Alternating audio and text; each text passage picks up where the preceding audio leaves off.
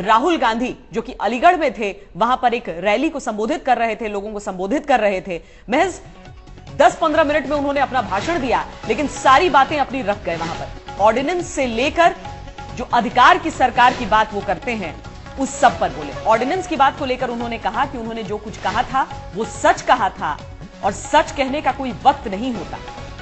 उन्होंने कहा कि उनकी जो सरकार है वो अधिकार की सरकार है, चाहे अधिकार शिक्षा की हो, बेरोजगारी का हो या फिर खाने का अधिकार।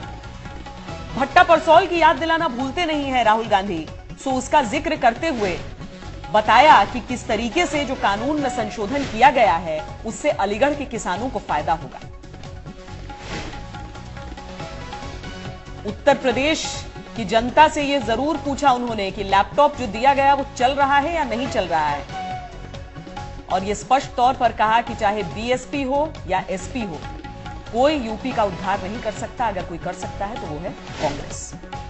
मुजफ्फरनगर दंगों को लेकर भी राहुल गांधी ने बयान दिया।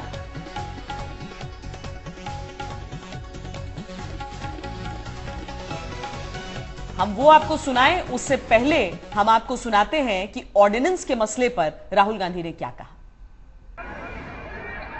कल मैंने दिल्ली में भाषण दिया, उससे पहले मैं गुजरात में था,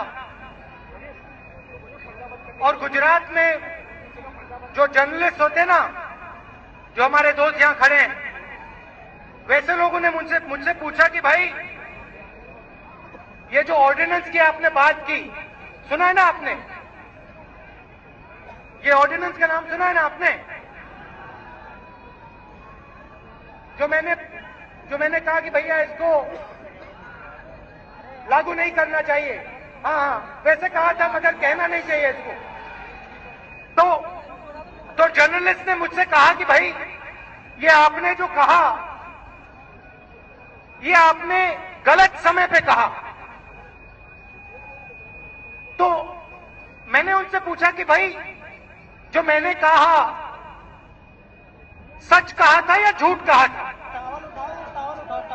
तो उन्होंने मुझे बोला आपने सच कहा था। फिर मैंने उनसे पूछा, भैया एक बात बताओ, सच बोलने का भी समय होता है क्या? कि भैया अब हिंदुस्तान की राजनीति में ऐसा समय आ गया है कि हमें सच बोलने के लिए भी समय चुनना पड़ता है। तो मैंने कहा, जो मुझे लगा वो मैंने कह दिया।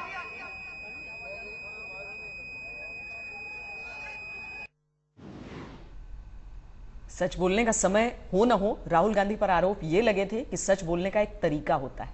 बहरहाल राहुल गांधी ने कहा कि यूपी में हिंदू मुसलमानों को लड़ाया जा रहा है और नेता दंगे करवा रहे हैं मुजफ्फरनगर में।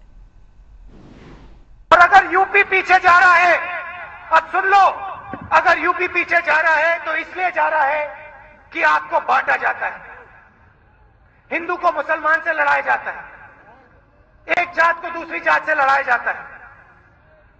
जब तक आप लोग एक नहीं होगे, जब तक आप लोग उत्तर प्रदेश की बात नहीं करोगे, तब तक ये प्रदेश आगे नहीं बढ़ेगा। ये काम कांग्रेस पार्टी करेगी, हम आपके साथ ये काम करेंगे, उत्तर प्रदेश की सरकार बनाएंगे।